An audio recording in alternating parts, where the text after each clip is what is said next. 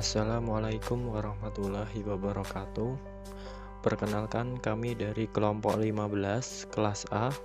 Saya Yusli Ardian, NIM 122180011 bersama rekan saya Magdalena Kristianti, NIM 122180004. Di sini kami akan mempresentasikan tugas ujian akhir semester mata kuliah Sistem Rantai Pasok dengan judul Jaringan Rantai Pasok, Produk Snack atau Makanan Ringan, Studi Kasus pada PT 3 Pilar Sejahtera Food Tbk. Untuk gambaran umum perusahaan, PT 3 Pilar Sejahtera Food merupakan perusahaan publik yang termasuk dalam indeks Kompas 100 dan terdaftar di Bursa Efek Indonesia pada tahun 2003, yang awalnya bergerak di bidang makanan. Cikal bakal PT 3 Pilar Sejahtera Food bermula dari tahun 1959 ketika Tan Piasio mendirikan perusahaan bihun cap cangak ular di Sukoharjo, Jawa Tengah dengan mengusung visi memproduksi makanan berkualitas dengan harga terjangkau bagi para konsumennya. PT 3 Pilar Sejahtera Food berada di Jalan Raya Solo Sragen, kilometer 16, Solo, Jawa Tengah. Berikut ini merupakan lokasi dari PT 3 Pilar Sejahtera Food Tbk. Selanjutnya adalah deskripsi produk. PT 3 Pilar Sejahtera Food memproduksi makanan dasar atau basic food dan makanan konsumsi atau consumer food. Pada makalah ini, produk yang kami soroti adalah produk snack atau makanan ringan, yang mana produk snack atau makanan ringan ini diproduksi oleh PT Polimeditra Indonesia maupun PT Balaraja Bisco Paloma atau BPP yang merupakan anak perusahaan dari PT 3 Pilar Sejahtera Food. Kemudian snack atau makanan ringan ini merupakan produk yang fungsional dan juga inovatif. Salah satu produk makanan ringan yaitu taro dan juga mie kremes. Selanjutnya untuk lokasi supplier PT 3 Pilar Sejahtera Food. Untuk yang pertama ada PT Indofood Sukses Makmur, yang mana PT Indofood Sukses Makmur merupakan supplier tepung terigu yang memiliki kadar protein yang rendah. Selanjutnya ada PT Melati Putrajaya yang merupakan supplier tepung tapioka sebagai bahan baku pembuatan snack. Supplier PT Melati Putrajaya dipilih karena dapat memberikan daya pengembangan yang baik pada tingkat kadar air adonan sedang dan suhu proses yang tinggi. Selain itu, pati diketahui sebagai path material dalam pembuatan snack atau bahan yang berkontribusi dalam pemekaran produk. Selanjutnya ada PT Golden Kreasi Nova yang merupakan supplier baking powder. Baking powder berguna untuk menciptakan gelembung gas pada adonan dan membuat adonan menjadi mengembang. Selanjutnya, supplier PT Lautan Luas Tbk yang merupakan supplier gula. Gula ditambahkan pada proses pembuatan snack untuk memberikan rasa manis, memberikan warna melalui reaksi Maillard, sekaligus mengontrol waktu penggorengan dan memperbaiki daya tahan produk dalam penyimpanan. Selanjutnya ada PT Susanti Megah yang merupakan supplier garam. Garam di sini digunakan adalah garam yang tidak berzodium. Selanjutnya ada PT Sari Mas Permai yang merupakan supplier minyak nabati. Kemudian ada PT Magfood Inovasi Pangan yang merupakan supplier bubuk susu, penguat rasa MSG, dinatrium isosinat dan guaninat, rempah-rempah, bubuk keju, dan juga ekstrak ragi. Selanjutnya ada PT Semindo Ekatama yang merupakan supplier bahan-bahan kimia yang ditambahkan pada snack.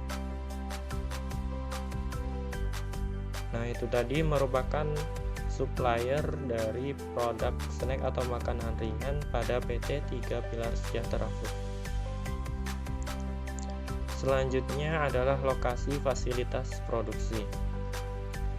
Lokasi fasilitas produksi PT 3 Pilar Sejahtera Food Tbk berada di Jalan Grampol, Jambangan, kilometer 5,5, Desa Sepat, Kecamatan Masaran, Kabupaten Sragen, Jawa Tengah.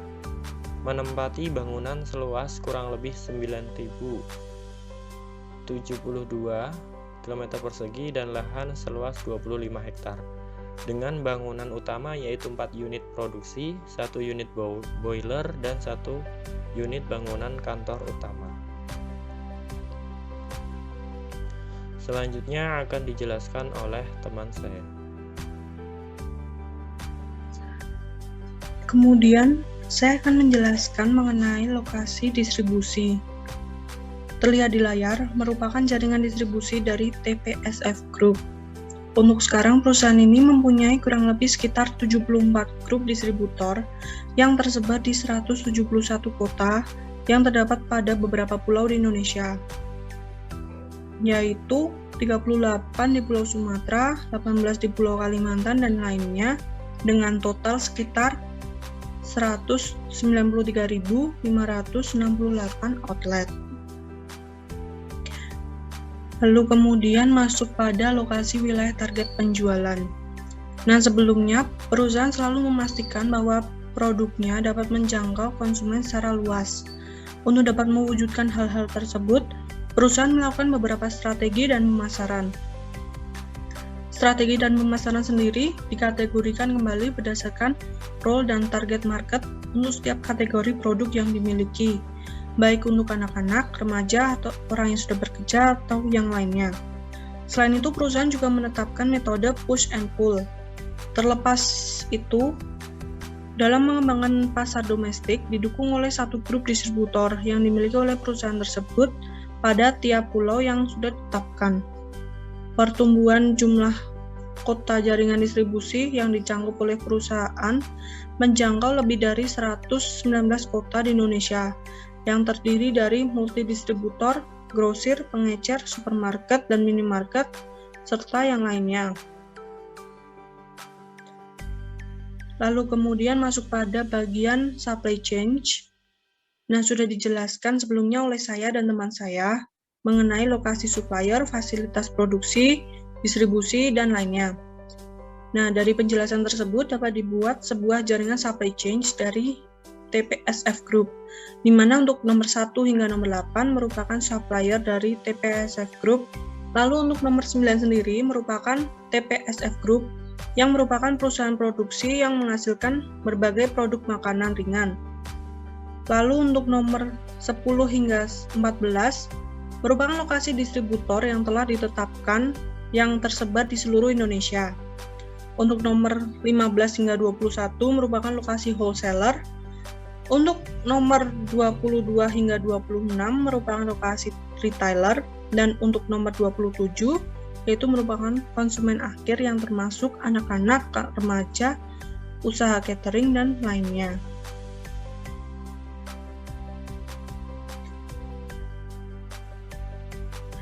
Kemudian masuk pada jaringan distribusi dan transportasi. Untuk lokasi fasilitas produksi, TPSF Group mempunyai bentuk Centralized Distribution Center, karena tiap fasilitas produksi hanya mempunyai satu tempat penyimpanan baik untuk bahan baku maupun produk yang sudah jadi. Strategi distribusi yang ditetapkan adalah cross-docking serta warehouse, di mana saat membeli bahan baku diperlukan strategi warehouse, dan untuk hasil produksinya sendiri menggunakan strategi cross-docking dan warehouse, karena dibutuhkan tempat penyimpanan dan memerlukan waktu proses yang cepat. Untuk proses distribusi dari supplier menuju lokasi fasilitas distribusi menggunakan alat transportasi truk, mobil pick up, dan lainnya. Untuk proses distribusi dari lokasi fasilitas produksi itu hanya menggunakan alat material handling seperti forklift, troli, dan lainnya. Lalu masuk pada lokasi fasilitas distribusi, itu mempunyai bentuk centralized distribution center, dari distributor kepada wholesaler dan retailer itu mempunyai bentuk decentralized distribution center, karena dapat dilihat dari jaringan supply chain yang berasal dari suatu tempat menuju beberapa lokasi yang berbeda. Untuk strateginya sendiri yaitu sama, direct shipping dan cross docking. Untuk proses distribusinya menggunakan transportasi mobil pick up, kereta, dan lainnya. Lalu yang terakhir, pada lokasi wilayah target penjualan, yaitu mempunyai pusat distribusi berbentuk decentralized distribution center, baik dari lokasi fasilitas distribusi dan kepada masyarakat umum. Lalu kemudian untuk strategi distribusi, yaitu sama dengan strategi distribusi yang berasal dari lokasi distribusi, yaitu direct shipping dan cross docking. Tetapi terkadang beberapa lokasi wilayah target penjualan yang berukuran relatif besar juga menggunakan strategi distribusi tambahan, yaitu warehouse untuk strategi penjualan kepada konsumen. Nah, untuk proses distribusi dari lokasi wilayah target penjualan kepada konsumen itu mempunyai alat transportasi, mobil pick up, sepeda motor, atau yang lainnya sesuai dengan kesepakatan bersama. Lalu kemudian yang terakhir merupakan kesimpulan. Dapat kita simpulkan bahwa